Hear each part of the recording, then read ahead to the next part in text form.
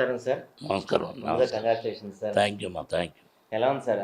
చేవెళ్ళ పరిధిలో మొదటిసారి మీరు ఎంపీగా పోటీ చేయబోతున్నారు. ఎలా ఉంది సార్ ఇది?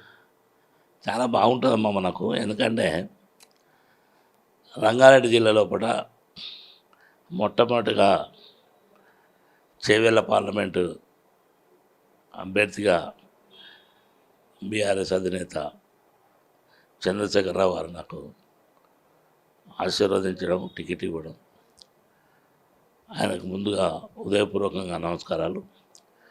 ఆయనతో పాటు పార్లమెంట్ కౌన్సిల్లో ఉన్నటువంటి 7 సెగ్మెంట్లో ఉన్నటువంటి ఎమ్మెల్యేలు అనండి, గెలిచిన ఎమ్మెల్యేలు, ఓడిన ఎమ్మెల్యేలు, అదే కాకుండా కేటీఆర్ గారి, హరీష్ రావు గారు కానీ మిగతా బీఆర్ఎస్ మిత్రులందరూ కూడా వాళ్ళకు నమస్కారాలు.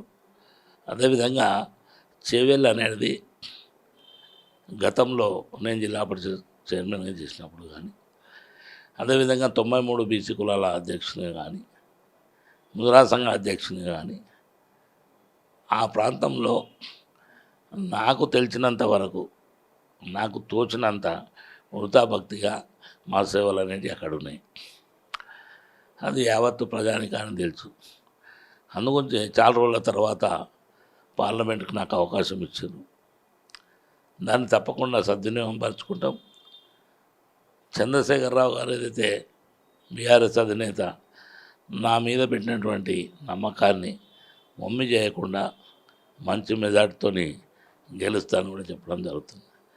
కాకపోతే 93 బీసీ కులాలతో పాటు ఎస్సీ, ఎస్టీ, బీసీ, మైనార్టీ, అదేవిధంగా అగ్ర కులాల్లో ఉన్నటువంటి ప్రతి ఒక్క నాయకుడు కూడా కాసాని జ్ఞానేశ్వర్ గురించి చేద్దామన్న వారంలో ఉన్నారు. కనుక దాంతోపాటు కుల సంఘంలో దాదాపు ముద్రాళ్లకు 3,95,000 ఓట్లు ఉన్నాయి. పెద్ద సంఖ్యలో పడతాయి. అదే కాకుండా బీసీ లీడర్స్ అందరూ కూడా ఇన్ని రోజుల తర్వాత కాసాని జ్ఞానేశ్వర్ గారు బీసీ కులాలు పెట్టి, 93 కులాలు పెట్టి, 96 కులాలు పెట్టి మనను ఒక ఉలికి తెచ్చినటువంటి వ్యక్తికి తప్పకుండా సానుభూతిగా మనం అందరం ఉండాలనేది వాళ్ళ యొక్క తపన కూడా. నా కంటిన్యూ కూడా టీవీలో వచ్చిన నుండి కంటిన్యూ టెలిఫోన్స్ వస్తున్నాయి. తప్పకుండా చేవెళ్ళ మనం కైవసం చేసుకుంటాం. 100% బీసీల తీరులో ఏం లోటు ఉన్నదని చెప్పడం జరుగుతుంది. అదే కాకుండా నాకున్నటువంటి ఇప్పుడు సబితా రెడ్డి గారు కానీ, అదేవిధంగా గాంధీ కానీ, ప్రకాష్ కానీ, మిగతా యాదయ్య కానీ, అక్కడ రోహిత్ కానీ, ఆనంద్ కానీ, మళ్ళీ మహేష్ కానీ, వీళ్ళందరూ కూడా కలిసికట్టుగా పకడ్బందీ వ్యూహంతో అందరూ వాళ్ళే చేస్తున్నది. నువ్వు కేవలం ఈ తీరు లోపల ఓకే చేసుకున్నావు, నువ్వు రావాల్సిందే, మనం గెలవవలసిందే, మాకు వచ్చిన ఓట్ల కంటే ఎక్కువ తీసుకుంటామనే తీరులో వాళ్ళు ఉన్నారు. కనుక మంచి శుభపరిణామం. తప్పకుండా చేవెళ్ళ పార్లమెంటు మనం గెలుస్తున్నాం. సార్, అయితే చేవెళ్ళ పరిధిలో కాంగ్రెస్ బలంగా, ఒక చేవెళ్ళే కాదు రాష్ట్ర వ్యాప్తంగా కాంగ్రెస్ పనులు బలంగా వేస్తున్న తరుణంలో చేవెళ్ళలో కొంచెం బీఆర్ఎస్ వీక్గా ఉంది. అలాంటి ప్రాంతం నుంచి మీకు ఎంపీ టికెట్ వచ్చింది. మరి అక్కడ మీరు ఇప్పుడు బీఆర్ఎస్ని చూసి జనం మీకు ఓటైపోతున్నారా, లేకపోతే కాసాని బ్రాండ్ చూసి మీకు ఓటు పడతాయి అనుకుంటారు? మొదటగా వీక్ ఉన్నది అనేది కరెక్ట్ కాదు. ఒకటి, చేవెళ్ళ పార్లమెంట్లో 7 సీట్లు ఉన్నాయి. 7 సీట్ల లోపల 4 పెద్ద కాన్స్టిట్యున్సీలు ఏవైతుందో శేర్లింగంపల్లి కానీ, మహేశ్వరం కానీ, రాజేంద్ర నగర్ కానీ, చేవెళ్ళ కానీ, ఇవి కూడా బీఆర్ఎస్ ఎమ్మెల్యేస్. 3 ఎమ్మెల్యేస్ చాలా తక్కువ సీట్లతో ఓడిపోయినటువంటి సందర్భం ఉంది. అది తాండూరు కానీ, వికారాబాద్ కానీ, పరిగ్ కానీ. కనుక పెద్ద తేడా లేదు. ఇప్పటికీ ఓటు శాతం అనేది బీఆర్ఎస్కి ఎక్కువ ఉంది. అది ఇప్పుడు కొత్తగా పార్టీ వచ్చింది, వాళ్ళ ఉలికి చెప్తున్నారు, దాంట్లో వ్యత్యాసం లేదు. కానీ 101% బీఆర్ఎస్కి ఫేవరబుల్ ఉంది. సరే, అయితే ఇప్పుడు కాంగ్రెస్ వాళ్ళు 10 పైన ఎంపీ సీట్లు మాకు వస్తాయి, 2 స్థానాలు అదే 2 డిజిట్స్ 10, 12 దాకా మాకు ఎంపీ సీట్లు వస్తాయని చాలా బలంగా చెప్తున్నారు. బీఆర్ఎస్ ఫిగర్ మీరు ఎంత అనుకుంటున్నారు సార్? నేను ఇప్పుడు చేవెళ్ళ కాంటాక్ట్ చేస్తున్నాను. ఏమ్మా, చేవెళ్ళ తప్ప గెలుస్తుందని చెప్తున్నా. ఇంకొకటి ఏంటంటే మీరు బాగా గమనించాలి, 17 సీట్లు ఉన్నాయి మనవి. తెలంగాణ లోపల 17 సీట్ల లోపల ఒకటైతే ఎంఐఎంకి పోతుంది. అవునా కాదా మీరు చెప్పండి. అది పోతుందా పోదా చెప్పండి. ఇక 16 ఇట్లలో ఆయన 14 గెలుస్తామంటున్నాం, ఆయన 10 గెలుస్తా అంటున్నాం. ఎంతవరకు సమంజసం మీరే చెప్పాలి. వాళ్ళనే ఆ ఫిగర్స్ని చూసి యావత్ ఓటర్ కసితోని ఊగుతున్నారు.